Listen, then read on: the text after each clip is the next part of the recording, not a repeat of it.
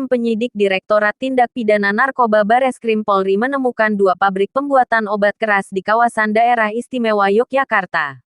Kepala Badan Reserse Kriminal Kabareskrim Komjen Polisi Agus Andrianto dalam keterangan tertulis pada Senin tanggal 27 September tahun 2021 mengatakan, pabrik itu memproduksi sejumlah obat terlarang di antaranya Heximer, Trihexipenidil, DMP, Double L, dan Irgapan 20 megagram.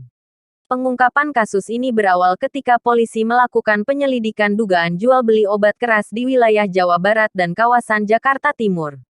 Hasilnya polisi menangkap Maskuri serta 8 orang lainnya. Mereka mengaku obat keras tersebut diproduksi di wilayah Yogyakarta. Berbekal informasi itu, penyidik Bareskrim pun langsung berkoordinasi dengan Polda DIY untuk melakukan pengembangan. Pada tanggal 21 September tahun 2021, sekitar pukul 23 waktu Indonesia Barat, penyidik pun menemukan gudang tempat pembuatan obat terlarang itu di Jalan PGRI 1 Sonosewu nomor 158 Ngesti-Harjo, Kasihan Bantul, Yogyakarta. Di pabrik tersebut, polisi berhasil menangkap tersangka Wisnu Zulan. Dari penggeledahan yang dilakukan, polisi menemukan sejumlah obat terlarang yang sudah siap edar. Selain itu, polisi juga menemukan mesin serta bahan baku yang digunakan para pelaku untuk memproduksi obat terlarang itu. Tak berhenti di situ. Berdasarkan informasi yang diperoleh dari keduanya, pabrik itu dipimpin oleh Leonardus Susanto Kincoro alias Daud. Polisi pun langsung melakukan pengembangan. Alhasil, penyidik menangkap Daud di Perung Gria Taman Mas, Karangjati, Padukuhan Jetis, Kalurahan Taman Tirto, Bantul, Yogyakarta. Ternyata, berdasarkan informasi yang diperoleh dari Daud, masih ada satu pabrik lagi di sebuah gudang yang terletak di Jalan Siliwangi, Ring Road Barat, Pelem-Guri Bayuraden, Gamping Sleman.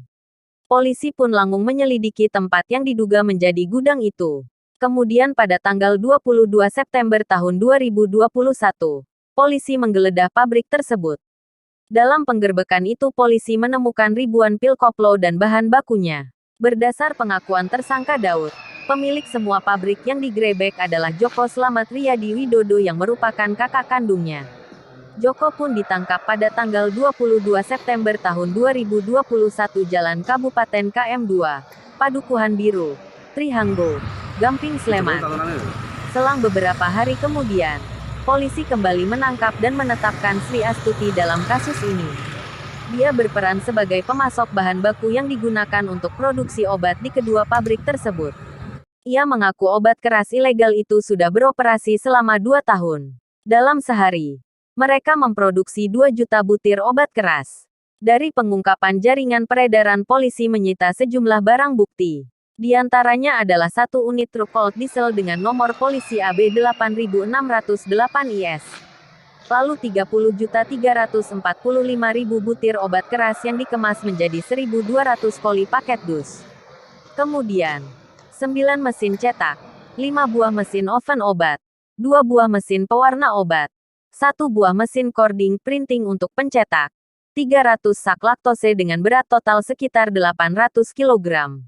Selanjutnya, 100 kg adonan bahan pembuatan obat keras dan 500 kardus warna coklat. Terakhir, 500 botol kosong tempat penyimpanan obat keras. Atas perbuatannya, para tersangka akan dijerat pasal 60 Undang-Undang Nomor 11 Tahun 2020 tentang Cipta Kerja, atas perubahan pasal 197 UU Nomor 36 Tahun 2009 tentang Kesehatan, subside pasal 196 dan atau pasal 198 UU Nomor 36 Tahun 2009 tentang Kesehatan, junto pasal 55 KUHP. Dengan ancaman pidana selama 15 tahun penjara dan denda 1,5 miliar rupiah subsidiar 10 tahun penjara. Para tersangka juga akan dijerat pasal 60 UU Nomor 5 Tahun 1997 tentang psikotropika, dengan ancaman hukuman 15 tahun penjara dan denda 200 juta rupiah.